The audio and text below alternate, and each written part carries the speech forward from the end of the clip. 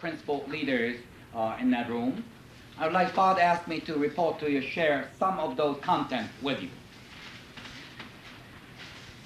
Actually,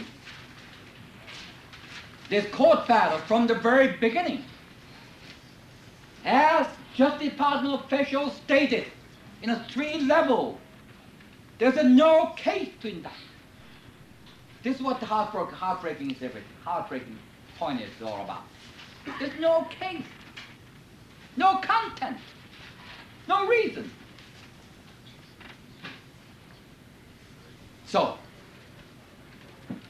government charged that there was a conspiracy in the Unification Church. Actually, there was a conspiracy in the government.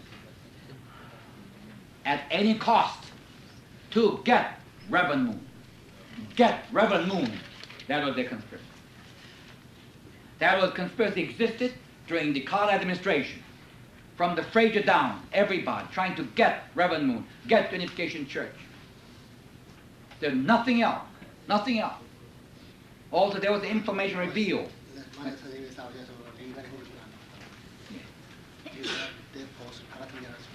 And at that time, Father did not fight against Carter and the liberal trend of the United States. There would not be a Reagan in the White House. This is very important. There was a liberalism rampant in all of the country. Father was a forehead. Yeah. And Father was absolutely the forefront of that battle. And Congressman Frazier were trying to, knock down the Unification Church. And trying to get me first, then to Father. They almost issued a subpoena to Father. You know that. But he was not successful. But meantime, he was knocked out. When Father knocking the Frazier out, symbolically and also, chronologically, that was the pinnacle, paragon, the pinnacle where the liberalism is faltering, and conservatism is moving into the main stage. You know what happened? Everybody who served, Fraser Committee, none of those people had a good luck. There was another congressman whose name is Harrington. After Fraser defeat, primary defeat, he said, I'm going to take it over this. I'm going to press to the end.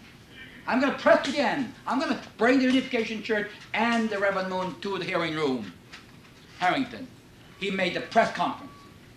You know what happened? In the main election, he was knocked out. There's a Jack Ryan, not a Jack Ryan, that's my dear brother. There's another Ryan, not so good Ryan, whose name is Leo Ryan. Leo Ryan. He's a congressman. He was one of the worst enemies in that committee. You know what happened? He went to Guyana. He was the one who was shot down by the Jones people. Boy, amazing, wasn't it? He could have never returned. That again, he was trying to investigate the Jones Church in connection with Reverend Moon. That's what the his trip was all about. Before the massacre, of course. You see, before. But he already knew something fish out there. He was trying to connect that. What happened? Bang! Punishment came.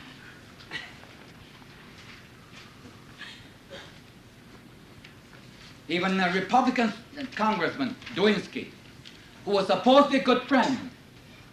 But I tell you honestly, he was a chicken too. He could not really demonstrate our righteousness. Because in his report, he concurred with the Fraser's conclusion. You know what happened? He lost his seat. Dwinsky. But he knew God was in that courtroom, that hearing room. Because he knew one time, the Congressman Fraser was trying to charge me with the contempt of Congress. With a microphone. He was so mad, like this. And you, Mr. Pop, how can you? And Congressman Dwinsky joined together at that point. And Congressman Fraser He said, I have to join with the chairman, even though my chairman is the politically opponent and we don't agree with everything. But Mr. Park, what you're trying to do is, you're fighting against all the congressional power, in which I'm a power, in which I'm a member. So your attack is not only directed to Congressman Fraser, you directed the attack to me. He was saying something like that. You know, he was coward too. At that point I knew he was coward. Coward. And then Congressman Fraser was so feel great, and he want to pick up the microphone and try and say, contempt of Congress has been committed. Just about that moment, the lights are completely dark, blackout. That moment. Our members, Washington church members, were sitting all behind. They just say, bravo, abuji, manse. I wish they understood some Korean there, you know, except the Korean, the press, media people.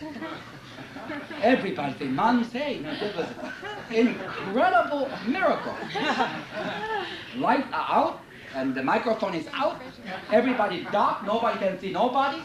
Actually, there was a policeman, at the door. 2 men were supposed to take out anybody who make a big noise, and that's his duty. Pick out the people who are making annoyance. But what can you do? It's so dark, nobody knows who is who. Incredible. See, that is one miracle. Still, I cannot explain how that was happened. I cannot explain. Later, everything was over. Congressman Drisky was still in the office. I went to see him still, trying to restore our friendship. We talked for 40 minutes. Then I said, goodbye, Mr. Lewinsky. Thank you for your time. He said, Colonel Park, won't you sit down? Because I have one more question to ask. Then he said to me, Colonel Park, I'm sorry this is a somewhat personal question. But then, how did you do it? How did you do it? I said, Mr. Congressman, how did you do it what? How did you turn off the lights that day? I have a witness. Lori Antelov, Doris Ohm's daughter, was there with me. She was listening. She was just completely flabbergasted. So I said, that was totally unexpected question. I said, Congressman Drisky, I thought you did it. I thought you did it because you're my friend, and the chairman, the Fraser, was such a nasty enemy. You're trying to save me, so that switch was behind you. So I thought you'd turn off the light. Oh, no, Colonel Park. I wish I claimed that credit, but I couldn't. I didn't do that. No, I wish I could. I wish I had done it. He said, no. Then I said to him, Congressman, if that's the case, only one way that happened. God, by the request of Reverend Moon, sent down the horde of angels, turn off the light. That's the only explanation, logical explanation I can give you.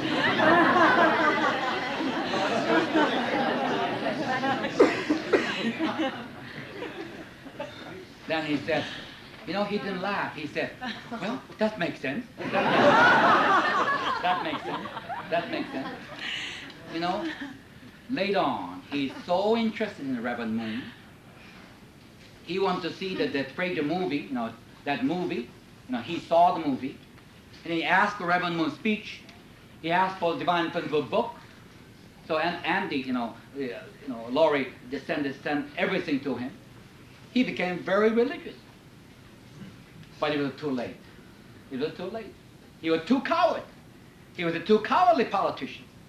Although he considered himself anti-communist, not good enough for father.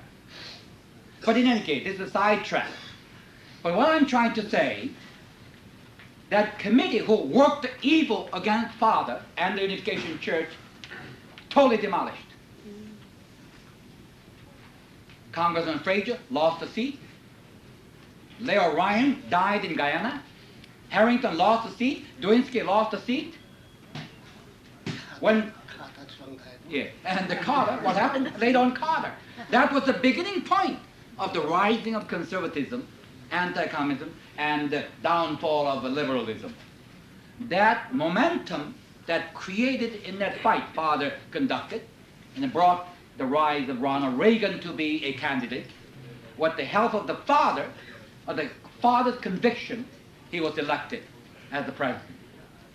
That's all happened. And Carter lost.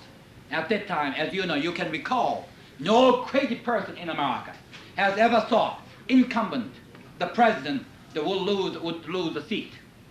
Nobody ever expected that would happen, because none such a thing can happen. But Father predicted.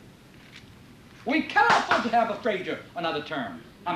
The Carter another 4 years. We lose the world.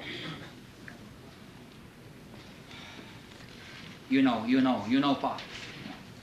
This is how already at that time, the President Carter at the Korean embassy, the U.S. embassy in Korea, the ambassador openly spoke to the Korean government people. Your countryman, Reverend Moon, is President Carter's arch enemy, political enemy. Don't deal with him. That's in a way U.S. Embassy in Korea messed up the relationship between Korean government and the father. Because Korean government is under the mercy of U.S. government. That's how these things happen. So Carter openly declared Reverend Moon as his political enemy. No wonder they investigate. No wonder they have a grand jury investigate. No wonder they created some kind of indictment. So no wonder they frame. No wonder they want to dig the trap and set up to catch Reverend Moon, deport Reverend Moon from this country. That was their government goal. That was the kind of government conspiracy. I know it like the broad daylight, like a sunshine. There's no question that was why Father was indicted. I want you to know very, very clearly. Meantime, the Bob Dole, Senator Bob Dole, wrote a letter to the IRS. If you don't investigate Moon Church, you are going to be having a hard time from me. Basically, that was the message. If you don't find anything wrong with the Moon Church, you are not doing your job, he said. And Robert Dole is the Finance Committee chairman. IRS is under the mercy of the Finance Committee. That whole thing is written in this book. I'm sure you have read. Even the letter that Senator Robert Dole wrote. So how can, President, Ford and running mate with the Robert Dole can win the election? Impossible. Impossible to win that kind of election. Because grace of God was not there. I tell you, unless the Ronald Reagan do something extraordinary now, time is running out, he may lose the election. I hope my prediction will not be correct. It's a sad day for the free world. But God has God's own plan. God's own plan comes first. I tell you, that possibility is absolutely great.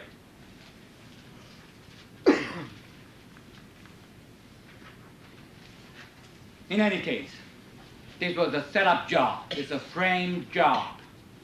Now, we discussed in the other room with Father, although this is the 11th hour, when the Supreme Court closed the door, there's not much judicial legal maneuver we can do. Therefore, Father prepared us today beautifully. We're ready to fight, ready to sacrifice, ready to die for Father's victory. No question.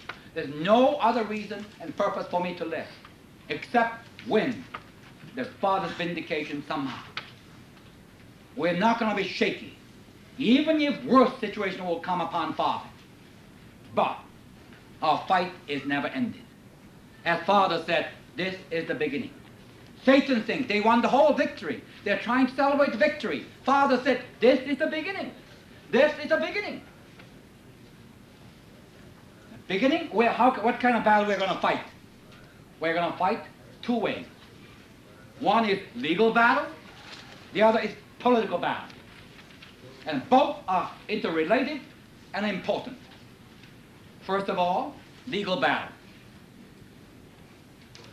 There is legal procedure still, we talk about in the other room, that the overturning the entire case upside down. If we find the defect in the indictment to begin with. You know what I mean? You know what I mean. In other words, this case, Justice Department officials saw there's no case. They created a false case. And if we find legally incredible lie, distortions, untruthfulness discovered in the indictment, then we have the U.S. Code called 2255. We call it, that is name of the law would be the writ of error, coram nobis, we call it. This is the Latin word, coram nobis. What does it mean? There's some basic error committed at the indictment level to begin with, ground floor. Then we can bring this kind of subject up any time after the case is closed, case is judged. In other words, after the trial is over. Within 2 years, we can bring it up any time, however the time we want. 1 time, 2 times, 3 times, until we find it. We need this for 2 reasons. 1, stop the execution of the father's sentencing. Stop the execution. Somehow, we gotta win this one, very quick. 2, we want to overturn the case so that father can legally vindicate in the world. This is the purpose. Now, there are many, many legal studies now being made. Within a week, we can get the definite conclusion. But one we know immediately available, already initiated during the time of trial. Our lawyer during the trial filed the memorandum of law. That is notice of motion for writ of error, coram nobis, as I mentioned, upon the new evidence. Upon the new evidence. All right. What is the new evidence? Mr. Kamiyama was a Japanese non-English speaking citizen, and the Japanese citizen in this country. Every indictment is based on Mr. Kamiyama's grand jury investigation. Grand jury investigation. That was the base. That was the base for conspiracy. Father hasn't done anything wrong. Father hasn't even involved with anything, with the bookkeeping said anything about that money. Actually, they're charging Mr. Kamiyama for many wrongdoing. And they said this all wrongdoing done because there was a big boss behind letting him do all these things. That is Reverend Moon. That's the government thought. Mr. Kamiyama did all this thing wrong because Reverend Moon behind the scene controlled Mr. Kamiyama. So they said there was a conspiracy between Mr. Kamiyama and Reverend Moon. Destroy the money. That was the charges. So Father hasn't done anything. Father didn't go to grand jury investigation. Father never appeared to any grand jury investigation. Father never even responded to any the questions of prosecutors. Not even one. As you know, Father spoke only 1 sentence in the entire courtroom. The day of arraignment, Father said, "I am not guilty," period. That's the 1 sentence Father spoke. Father spoke nothing. Just like Jesus spoke nothing in the courtroom. "Are you the king of the Jews?" Only 1 word Jesus said, "You said so. You said so. You are right." That's all Jesus spoke. Jesus never defended himself. Same thing. Father never spoke, never defended himself. Father defended one member, as you know, Tony Calabrito. He went to that court trial, sitting on a witness stand, defended a member. But Father really never defended himself. It's against father's character. I am not guilty, period. That's all. So father has nothing in the court record. Everything is based on what the Mr. Kamiyama did. And most of the Kamiyama charges was perjury. That means Mr. Kamiyama lied. Lied the grand jury. Lied the grand jury investigation. But what a pity. What a pity. Kamiyama spoke and answered in Japanese. Worst possible translator. They never allow our translator because they don't trust us, those bad guys. They use their own Japanese translator, really clumsy one. Not even know the good Japanese. Not even know the good English. Hopeless, hopeless. They use that kind of guy, translate it based on that material. They said, Mr. Kamiyama lied, the grand jury.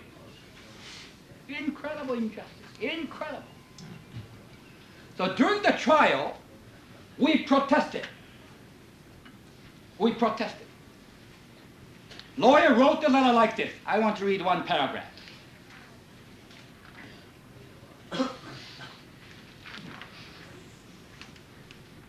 All right.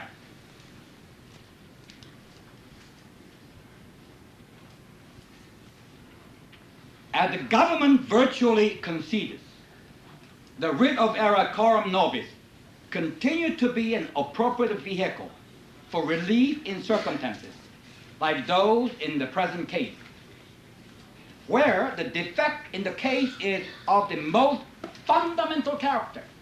There was a defect in a fundamental character, that is, such as render the proceeding itself irregular and invalid. All right, then lawyer said, this is very incredible. It is difficult to imagine a more fundamental error than indicting someone, trying and convicting a defendant for perjury, for statement substantially and materially different from those he spoke. How can you indict someone which Mr. Kamiyama even didn't speak? Interpreter spoke wrongly, without truth. Based on that translation, they indicted Mr. Kamiyama for many accounts of perjury. What a fundamental error that is. This kind of injustice they worked. So, we knew this happened. So we protested. Judge could tell. This is wrong. There's no case. You abandon this case. We call it motion for dismissal. Then the government prosecutor came out. Oh, that particular law, they didn't say the merit of the law.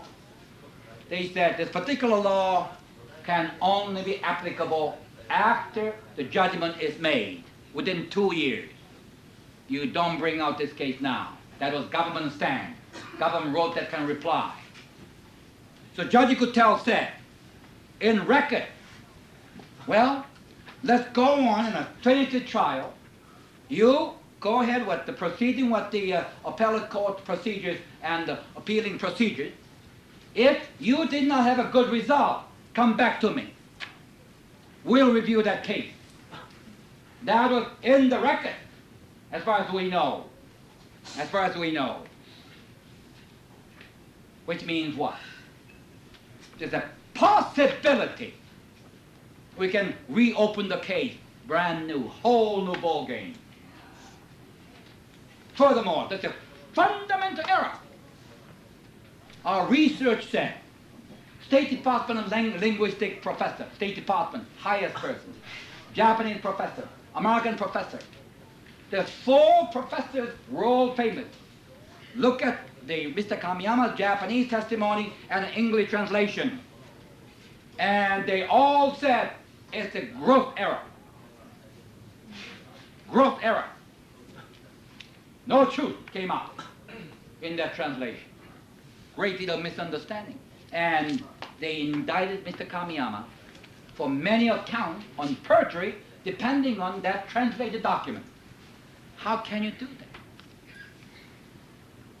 There are many others, but this is the one most common sense, most incredible heartbreaking situation.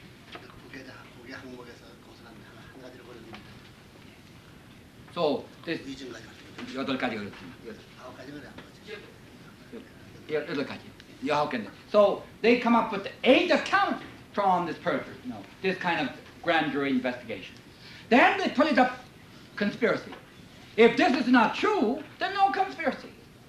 Because first place, Mr. Kamyam never lied.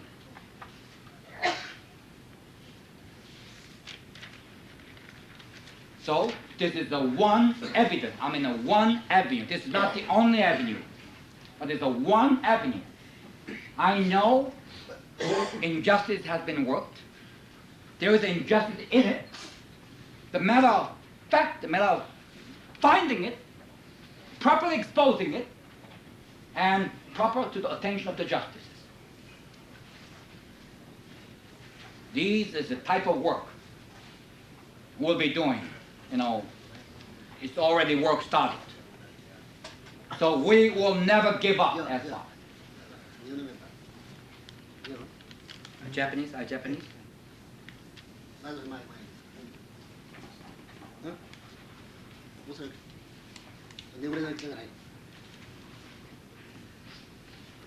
So this is one legal avenue. This is not the only legal avenue. There are many, many legal avenues.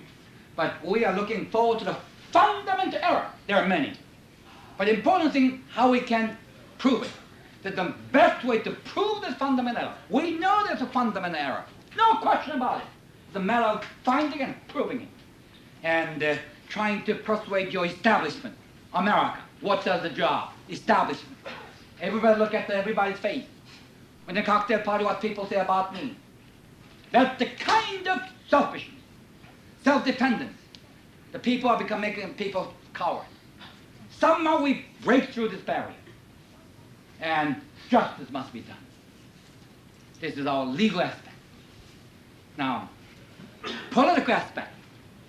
Political aspect, as Father already spoke, very eloquently in many hours already. Father already spoke. First of all, Father must become a leader and a hero for the fight for the religious freedom for this country and for around the world. Who is trying to destroy the religious freedom? Ultimately, communism. The communists today working very strongly and subtly behind the scenes. For that reason, the fighting for religious freedom is actually fighting against communism. Same thing. But in this battle, Unification Church must not be alone. This is all the religious people battle. Father has been praying all this time to be united with the religious people, particularly Christianity in America, as you heard many times. This morning, Father said, I don't worry about my destiny, Father said. I only concern so far the possibility of unity between Christian churches and the Unification Church. Now I'm very glad, Father said, that is happening. It's like a Jacob meet the Esau. Only upon the Jacob and the Esau united, dispensation of Israel history has started. By the same token, unity between Father and the Christianity, alone the kingdom of heaven can come. And a new Canaan would come to America and to the world. Yes, for that reason, the fathers of Jacob embraced what Esau established Christian church is so important.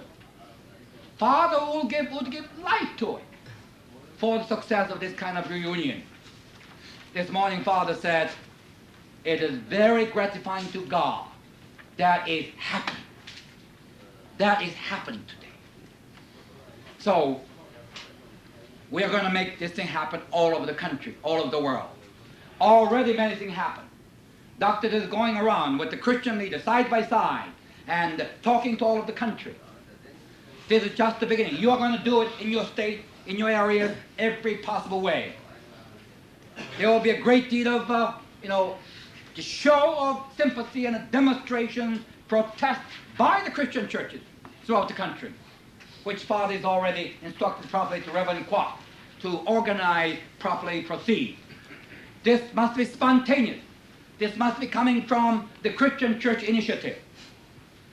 We are ready to do anything, but for the purpose of unity between Christian church and Unification Church, this has to have a Christian church initiative. And we are going to do that. And the first initiative will begin, I tell you, 29th of May this month. That is Tuesday, week from coming Tuesday, in Washington, D.C. There will be a day of protest for religious freedom in Washington. Not by the Unification Church, but by the unified Christian churches throughout America. Top Christian leaders will come to Washington.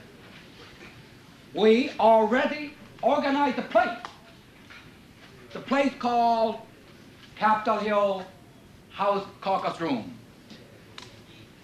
10 a.m. to 12 o'clock, there will be a protest rally or press conference, or you might call. And the major Christian leaders will come,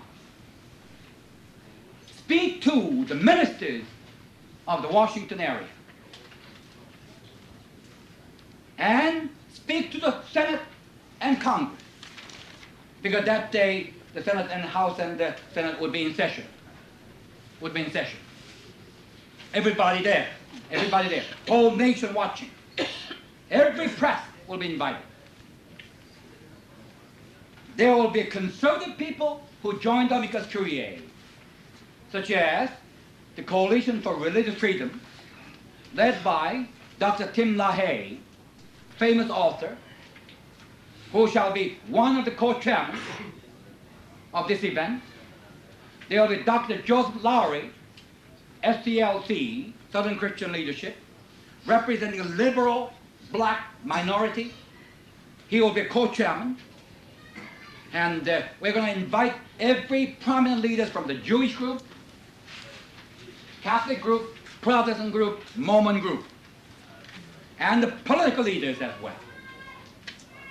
And speak up against the persecution of the government of the religion. Symbolically, just dramatizing Reverend Moon's case in the center. By adopting a letter by the religious leaders to the Judge Guttel for his compassion and humanitarian consideration on Father's case. Writing a letter for the Attorney General of the United States for his justified treatment on this case. And they will further would like to sit down with the Attorney General that afternoon. They will register the feeling against government mistreatment of the religion. Particularly they show the disappointment of the father's mistreatment, government mistreatment on father, and Supreme Court mistreatment on father. There will be a public statement. The one leader after another will stand or speak. Shall be all videotaped professionally. It shall be made into a 30-minute, 1-hour program to televise all over the country, over and over and over. This will become a pace setter of everything you will do in your own state. And that day, all of you are coming to Washington. And there will be many black leaders, many white leaders, many ministers. Of course, Unification Church members and leaders are the prominent. You will be dressed, dignified manner. Come there to Washington. Washington Church is prepared to accommodate all these brothers and sisters. Reverend Kwok will have a detailed announcement. And then that day will come to really listen to that great speech and the support such event. And after that thing is over, and then we are going to meet with your senators, your congressmen, and go to your congressmen. I'm from Utah. I'm from South Carolina. I'm from Texas. I'm your governor. But we want to register not only our Unification Church indignation. Look at the religious community, what they're saying. Look at entire Christianity. 120 million people are mad. Can't you be silent? You cannot be silent on this issue. We're going around with press releases, speeches, every door, knock the door, speak to these people. This is a wonderful, great opportunity. You can do the things what Father instructed to do this morning. We did once before when the Senator Robert Dole, who had the unjust testimony, hearing on the Capitol Hill. We did it magnificently. Don't you remember? Yes. And we're going to do even greater and bigger and more heartwarming way. Because this time, we're not alone. Senator Dole, at that time, Senator Dole, against our church. No other church has come out to support us, except very few. But this time, this rally is not even organized in our church. Christian leaders are doing it. They're doing it. They're speaking up. All we have to do, we just carry the message forward to every congressman, every senator. That was just the beginning. That is just the beginning. That is just the beginning.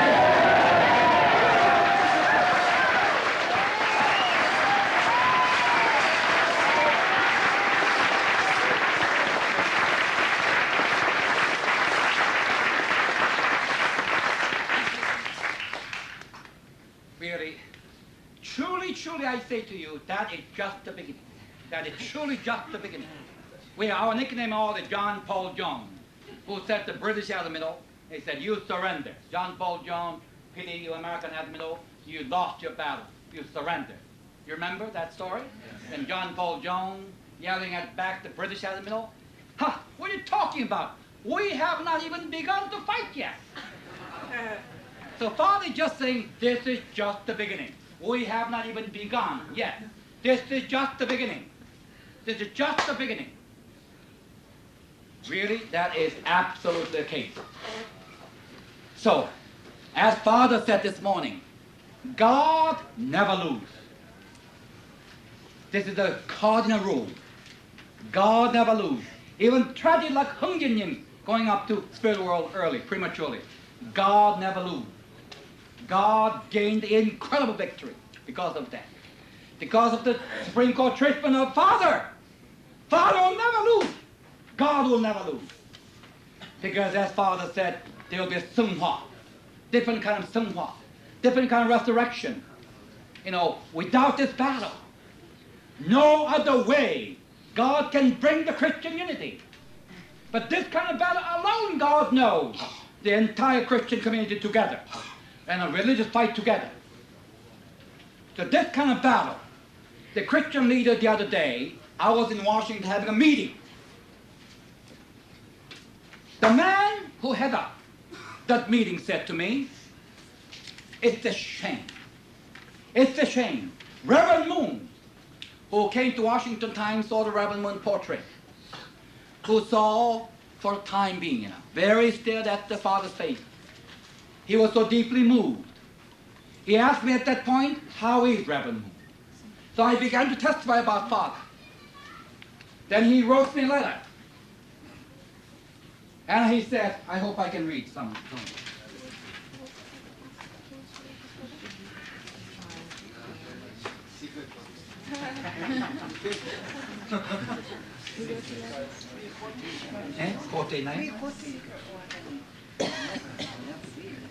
I don't have to read?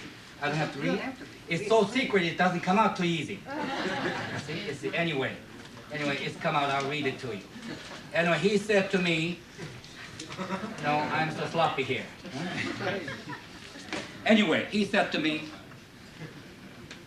how can man like that, it really something that's spiritual I can see. Tell me about Reverend Moon.